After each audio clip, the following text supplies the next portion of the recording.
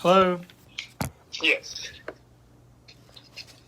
This is Derry Harper who's speaking. Hi, Derry. Scott Donaldson here. My wife, Amy. All right. And Mr. and Mrs. Donaldson, I am working from home today, and we have been, as an office, working more from home than we have at the Federal Reserve Bank building. Any follow-up conversations, of course, we can do virtually, Zoom or WebEx or something like this. But I wanted to talk to just you. I want to add Mr. Peterson on as your attorney. Peterson. So Ed, have you? Peterson? Yes, sir. Okay. Ed, have you added him on? Ed. Ed went to get Mr. Peterson, I believe. All right. Well, then let me just wait until he's on the line. Mr. Harper, while we're here, yes. Did and I may have misunderstood this, but did you lose some children yourself?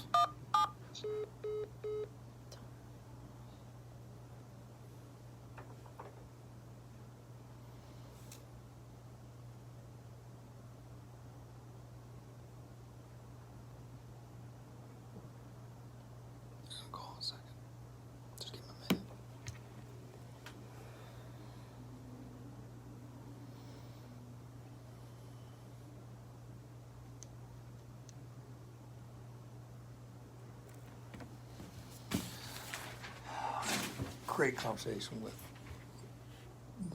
Graham. No one's calling. Oh.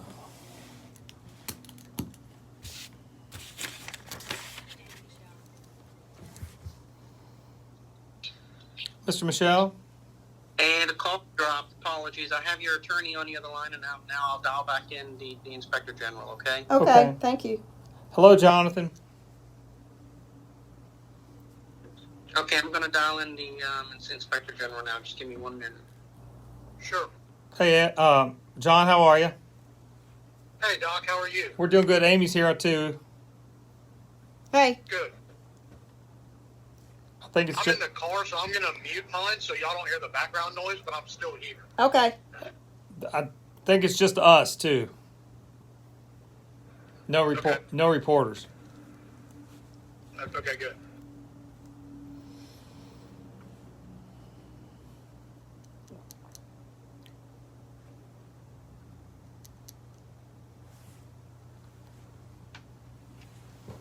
Okay, I have, I think everybody on. Let's just do a mic check. Mr. and Mrs. Donaldson? Yes, Speaking. sir. Mr. Peterson? Yes. Okay, and Right. I have the Inspector General on. Right. And Mr. Donaldson, when we got cut off, you were asking me a question, so. If I misunderstood this, or did you understand you lost a child, Mr.? I am definitely sad to report that since we last met, my eldest son passed away unexpectedly in April of this year. Sorry. So when I first met Mrs. Donaldson, I shared with her at one point that another son of mine passed away now 8 years ago at a very young age. So we are still, as a family, dealing with that and just trying to make it day by day. I can only understand half of what you've been through, and we certainly pray for you and your family, and it's a heavy load. I understood. I was trying to share with her that sentiment that I don't know how you feel, but I know what you were going through. Yes, sir. In losing a son at such a young age. Yes, and sir. My son David was 40 years old. Michael was 30. And I'm only now able to even talk about it. But thank you so much for your kind words. And we'll take all the prayers, my family and I. We'll take all the prayers we can get. Mm-hmm. Okay. All right. Well, Mr. Peterson, are you there, sir? Yes, I am. All right. I'm in the car, and so I'm going to mute the phone so you don't hear all the background, but I'm still here. All right. I'm going to be very brief, and I know I'm going to leave questions on the table for you. But I wanted you to know that the Inspector General's office has completed their review of all issues within our authority to review pursuant to the Memorandum of Understanding between the Police Department and the IG's office. That Memorandum of Understanding limits our investigative authority to those individuals where there have been violations or alleged violations of administrative procedures, processes, or rules for those, and keep me straight, above the captain level. The designation that they use are the white shirts. That includes the superintendent, the deputy superintendent, and anyone in that command group. Ed, did I get that right? Is it captain and above, or could it go down lower? No, the deputy superintendent and above, and the individuals that were commanders that are now called captains. So it's basically the deputy superintendent and above, just because of the representation. Right. Now, I know Mr. Peterson and you are very interested in this. Pursuant to this Memorandum of Understanding, the Office of Inspector General does not have the authority to release the report. That is clearly stated. So any request for the actual report has to go directly to the superintendent, to Ms. Westbrook, who's his deputy and is primarily responsible for administering it.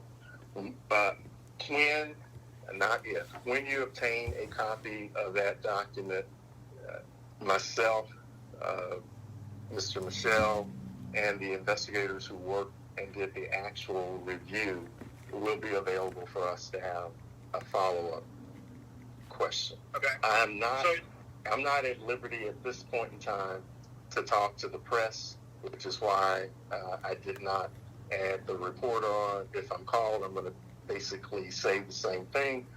I'm not going to answer a whole lot of questions. And secondly, the independent police monitor, while engaged in looking at some aspects of this, is not involved. They're an independent entity in an investigation of the type that we conducted. In fact, we've got more, and Ms. Hudson and her team do a whole lot with a look.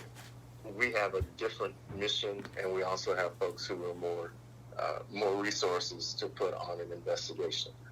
I want to express my deepest sympathies to you. I know this has been very, very difficult last few years for you. And once that report is made available to you, we'll make ourselves available. Any questions? Is it subject on that? Is it subject to a public records request?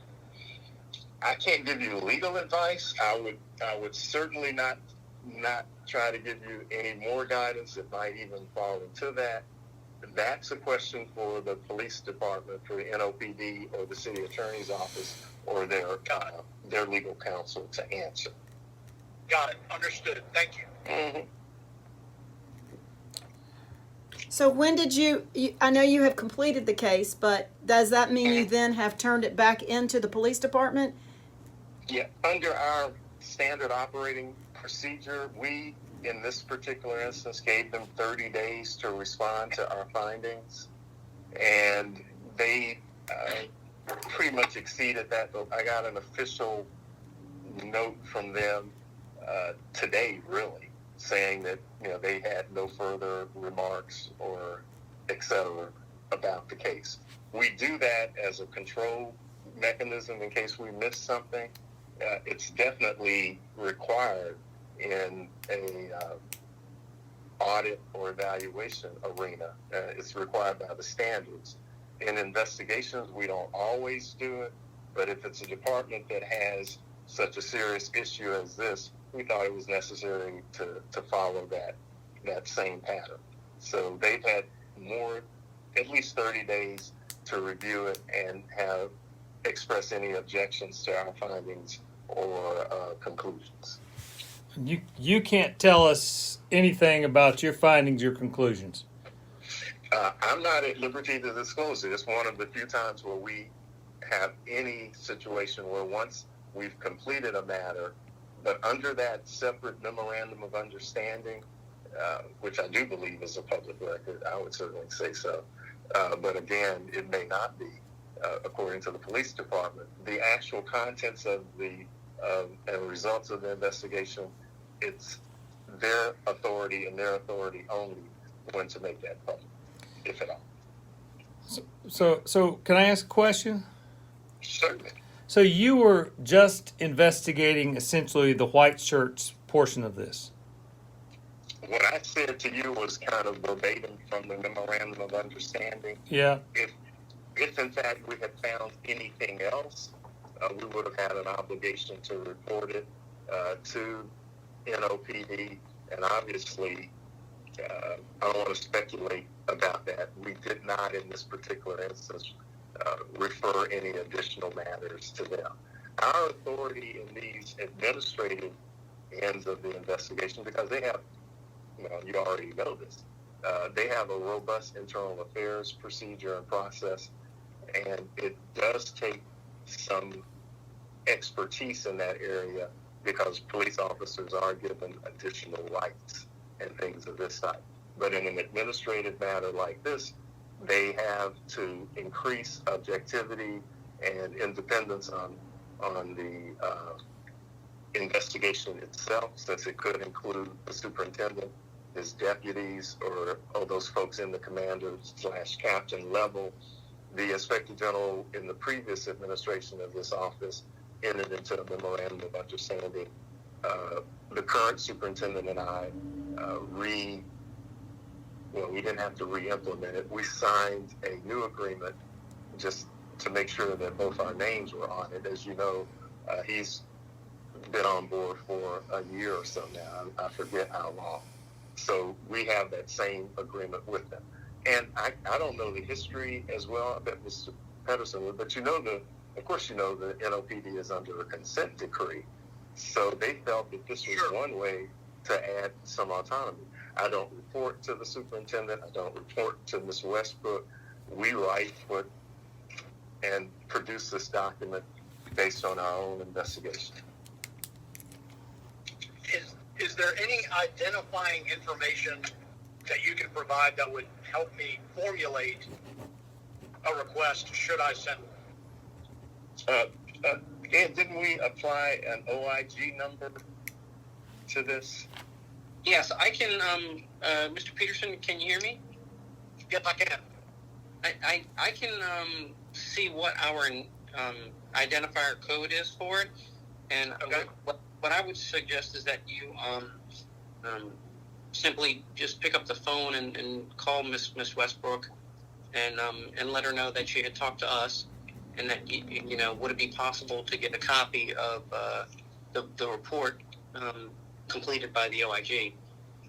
Okay. And I think that might be the most efficient, least intrusive manner, and I hopefully you'll be successful in that endeavor.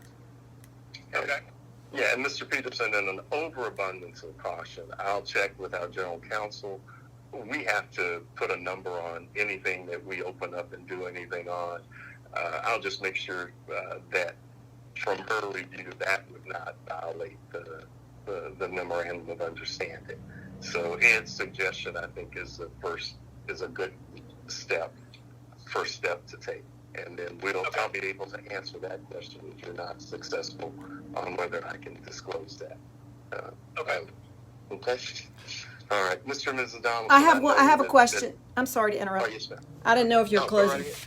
Well, No, I'm not going. did your investigation include Safety and Permits Department? Let me pause a moment. The investigation was conducted pursuant to our memorandum of understanding with NOPD. Right. We do not have an allegation regarding the safety and permits that would fall clearly within the jurisdiction of the Inspector General, especially since you have, as I understand it, a civil matter going on in that regard. Now, it is known to the public in New Orleans that my office has been involved in an ongoing, an investigation of safety and permits in other areas that has resulted in the indictment or criminal information against one individual. And I disclosed to the mayor and the city council that we were involved in ongoing investigations of some activities at safety and permits not related to your son's circumstances. So, in other words, we're looking at other issues related to safety and permits than the ones you've raised.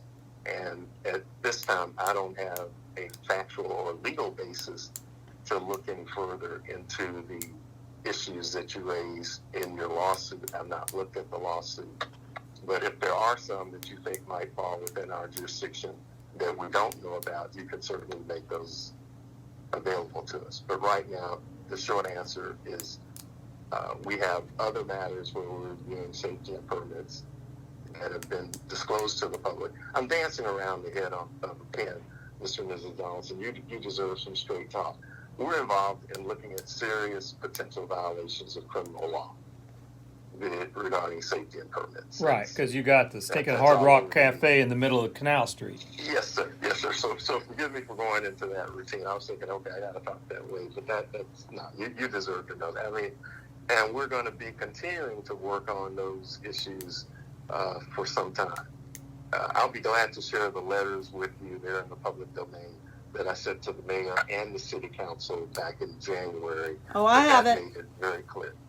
I have it. I can share this with you. We are taking all of the aspects of that matter extremely seriously. So let me ask you this: are you guys looking back at any other inspections? I mean, what's your look back window? I mean, if you see this, I'm just going to say it, you might not, but the Hard Rock Cafe is in Canal Street.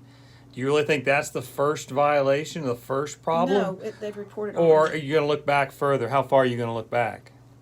No, I can't comment on what we're looking at now. I can share with you what was in the press release from the U.S. Attorney's Office, and that is the allegations against the one individual that's been charged go back to 2014 with kind of an open-ended assertion in the charging document alleging that he took money in exchange for approving permits. So that would be my official way of answering that. But yeah, it goes back further. Is his name in At the least public? 20. Is that guy's name in the public domain? Press release issued by the office that also disclosed that the Office of Inspector General has contributed to that investigation along with other federal agencies. Okay. Can I ask, I mean, I'm paying quite a lot of attention to the Safety and Permits Department and the new job description that the mayor has created that seems quite Your wife.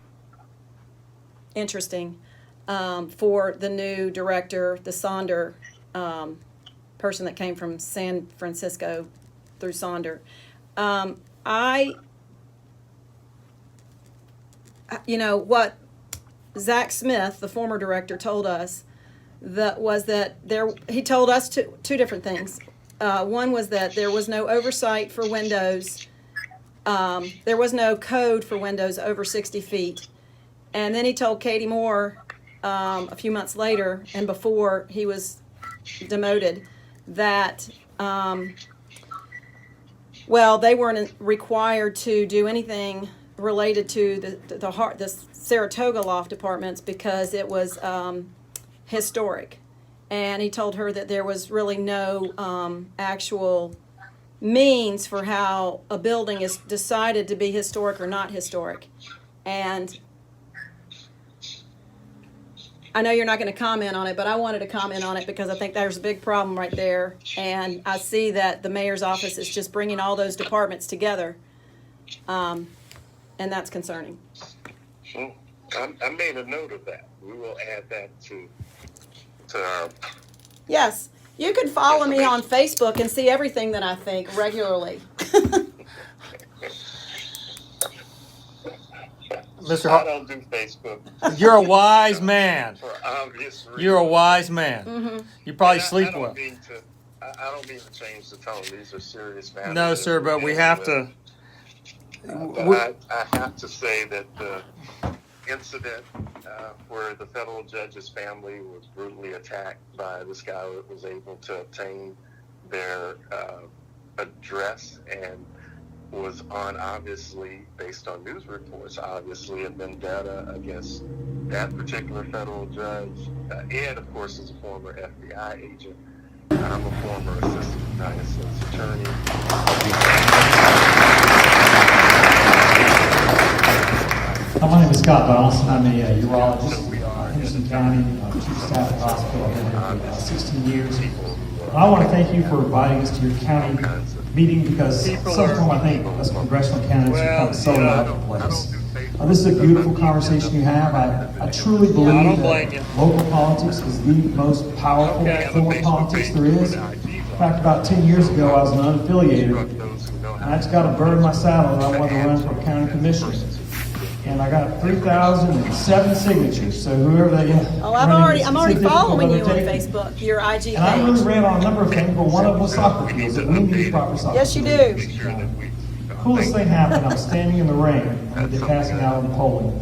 This guy walks, telling I'm Scott Donaldson, this guy walks up, feels his chest, pulls out a piece of paper and said, yeah, my neighbor told me I ought to vote for you. And that was one of the neatest things, the power of local politics. And at the end of the day, we have soccer fields now in Henderson County. I didn't win the election, but we pushed the ball forward. I think in many ways, all of this politics I have one pushes more the ball forward. Oh, And I believe if we look at the national issues, I believe you cannot build in the negative. I believe that you cannot build anything by, you don't define yourself by what you're against. You define yourself by what you're Well, for. So you're paid a picture. where Ed you think Michelle, you ought Ed to told be, me that he figure was out finished ways with to his do it. report on The April primary reason I'm 23rd. running is because I am a physician.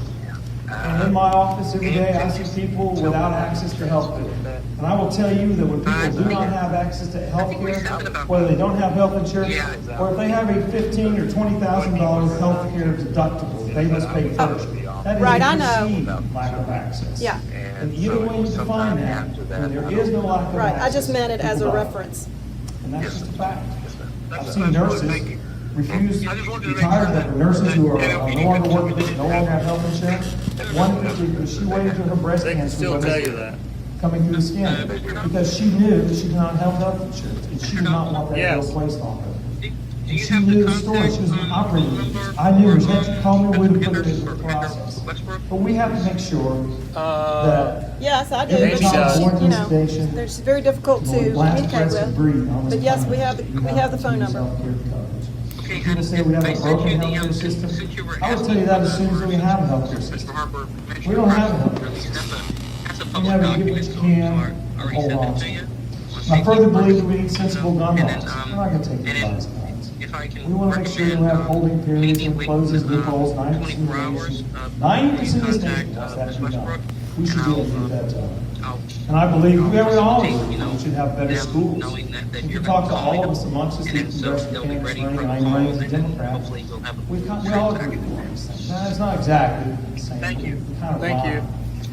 And I believe in medical marijuana. Mr. and Mrs. You guys Donaldson, are up against a crisis, I know, of these opioids.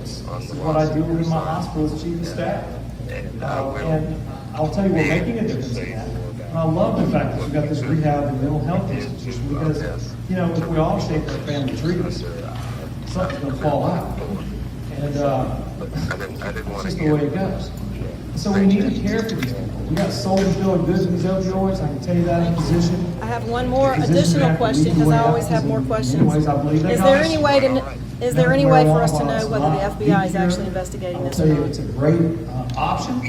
I can tell you right now, it's being used by people like me who will tell folks, you don't need 2 pretzels, 1 pretzel will be fine. Do you ever come into a situation, These opioids are a the, problem. Did you give me a list on it? the breadth of your jurisdiction comes to an end and you forward something over there to them? I believe that we're going to make this nation As you'll see, run as efficiently as this wonderful community, and build this beautiful library. I'm jealous of Henderson County, our library is not. that we work jointly with. We I think the Bureau is specifically named in the press release, and the other agencies. Just the disclosure of that relationship generally is handled by whoever is primarily responsible for the matter. So we refer matters to them, have in the past, and it's in the public domain, and we'll continue with that practice. Okay. With our federal, you noticed that I'm a former Fed. Ed's a former Fed. Our general counsel was with the U.S. Attorney's Office for 30-something years as an assistant U.S. attorney. So that's part of our mission, is to act in a law enforcement capacity, and when those administrative matters that we look into turn into facts and circumstances that may have a foundation in state or federal criminal law, then we work with those partners on a regular basis. Okay, thank you. That's all I have. All right, then. Thank you very much. Thank you. We'll be available, Mr. Peterson. I'm sure we'll hear from you or the Donaldsons once you obtain that document, and we'll sit down and talk. Absolutely. To you. All right. Have Thank a good you. day. All right, take care. Thank you. Ed, I'll call you back in just a minute. Yes, sir. All right, bye. A commander in Pennsylvania who had been involved in several preparations